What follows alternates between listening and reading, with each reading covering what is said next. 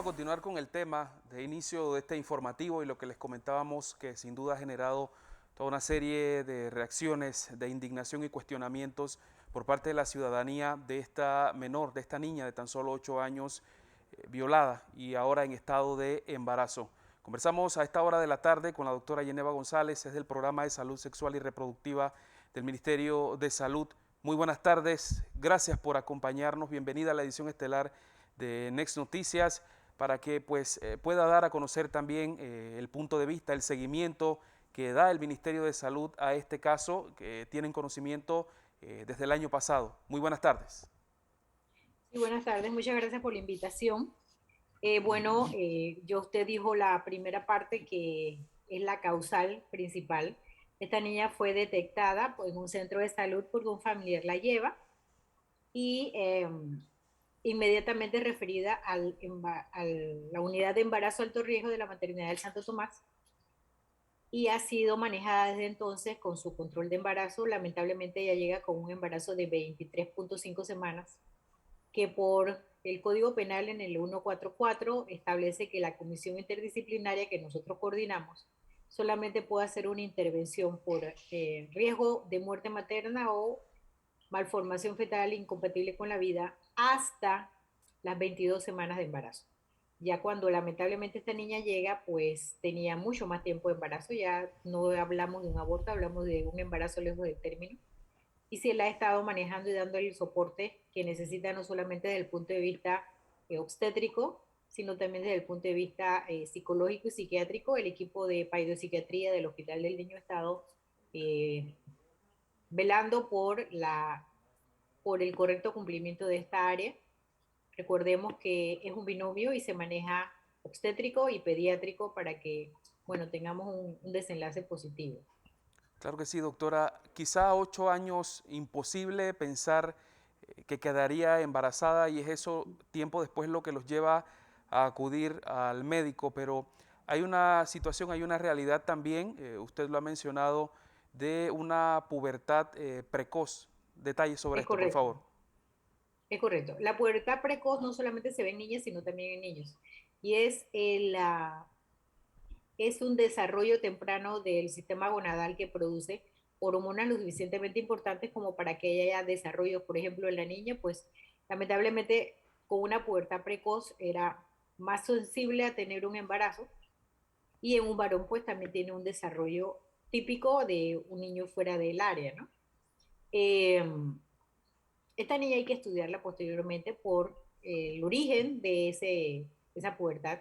Creo que en nuestro país es la primera vez que se documenta un caso a esa edad. Doctora, también sin duda tendría que ser esa asistencia por cesárea, pero es difícil la situación, pero una vez dé a luz el trabajo es más complicado lo que sigue. Es correcto, porque recuerden que no, el hecho de la interrupción, que sí, posiblemente pueda ser una cesárea, tomando en consideración la morfología de la niña, eh, lo que viene después es más pesado, porque es el apoyo psicológico, pero en otro nivel, y el seguimiento y acompañamiento. Recuerden que esto no solamente es Ministerio de Salud, aquí está trabajando el MIDES también y CENIAF también está involucrado. El plan de parto, pues obviamente que el Ministerio de Salud lo discutió con el equipo de expertos de la maternidad del Santo Tomás y con el equipo de expertos del Hospital del Niño para tener una hoja de ruta que sea la más adecuada, la más accesible y la mejor para el binomio. Pero sí, definitivamente que posterior a esto ya tiene que tener otro tipo de alcance psicológico, de apoyo psicológico.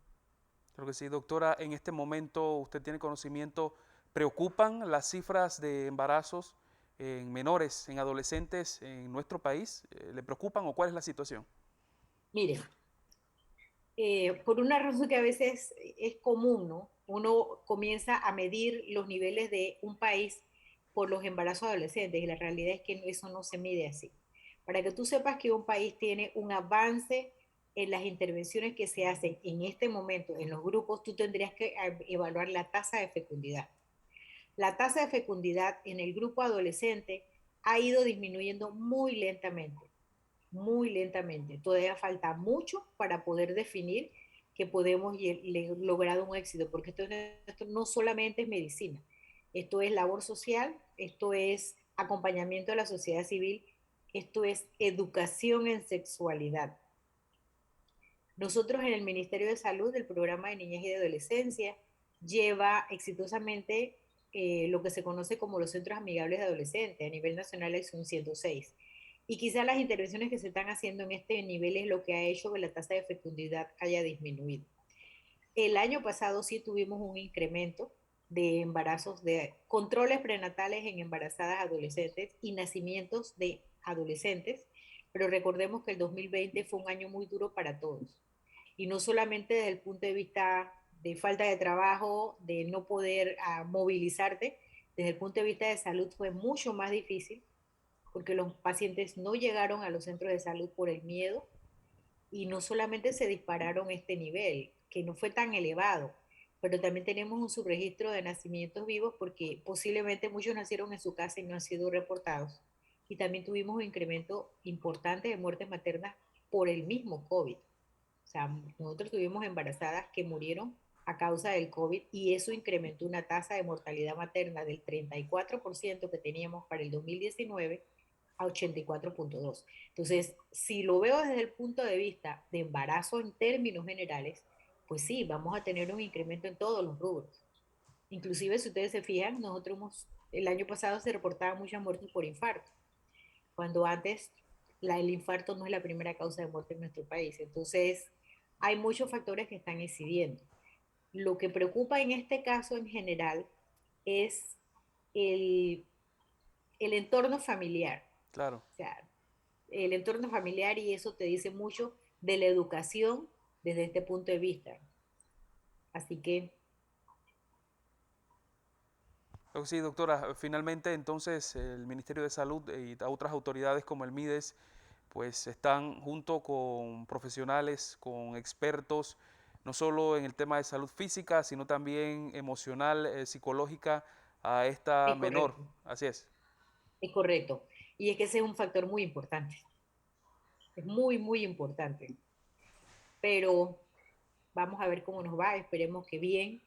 Esto ha sido un trabajo muy arduo, el equipo de la Maternidad de Santo Tomás, el equipo del Hospital del Niño Neonatología, Paidopsiquiatría, Psicología, han estado de la mano en la vigilancia de la nutrición, en vigilancia del crecimiento, en vigilancia de que no se complique, porque en los adolescentes hay mayor riesgo de desarrollar preeclampsia, que es hipertensión o presión alta con el embarazo. Desnutrición puede producir una restricción de crecimiento, o sea que el niño deja de crecer. O sea que hay situaciones que en este momento se están manejando de la mejor manera y bueno, con la confianza de que esté en uno de los mejores hospitales que tiene Panamá, la Maternidad de Santo Tomás. Muchas gracias, doctora, por esta entrevista. Pase usted buenas noches. Gracias, igualmente. Ahí están los Saludos. detalles oficiales por parte del Ministerio de Salud de esta niña que fue violada, ahora está embarazada, recibe esa atención médica, de igual forma psicológica en este hospital acá en la ciudad capital y destacar, y lo menciona la doctora, que muy difícil lo que está ocurriendo, una vez también pues tenga este parto, el trabajo es peor, más complicado y recordar, y ese ha sido también el comentario a través de las redes sociales, de que pues es tan solo una niña, son tan solo niñas, no madres, y que sin duda debe generar todo un debate, todo un análisis como sociedad, ¿qué estamos haciendo?